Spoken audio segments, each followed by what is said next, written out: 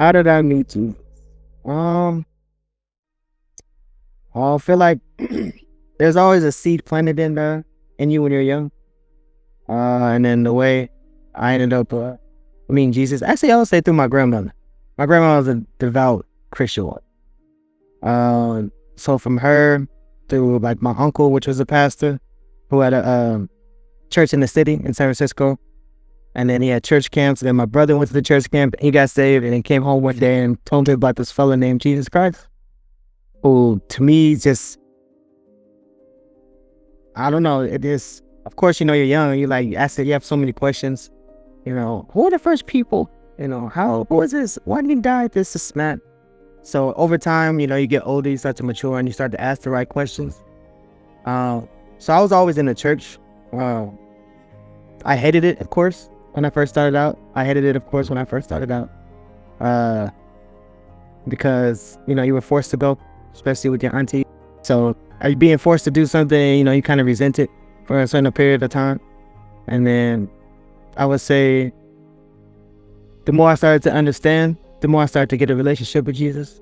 But there was times like you were trying to fight against it because you wanted to live a certain way. And because of that, you didn't want to abide by any of, Jesus' law or anything that he had going on. So I would always have in the back of my mind this little voice telling me that I was doing wrong, which I think is the Holy Spirit. But I would always try to ignore it.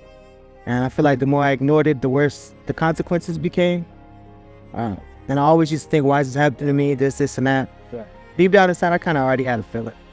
And then you don't want to share it with too many people because at that time, Jesus wasn't a big thing. People had their own way of living. And I wouldn't say I would try to fit in, but I also just didn't want to stand out tremendously when it came to being a Jesus freak, which I think is a good thing, of course.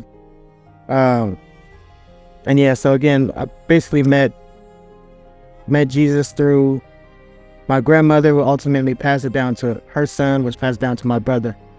And so I would say that, and I thank God for that, because there's still some type of moral code in you that it's like a threshold that you won't pass because you have that moral code inside you. So yeah, I would say I met Jesus through my brother. What does Jesus mean to me? Jesus means peace. He means love. He also means anger. He also means wrath. He means just. It means hope. Man, it's a long list. He means comfort. He means, it means business. At the end of the day, it means business. And if you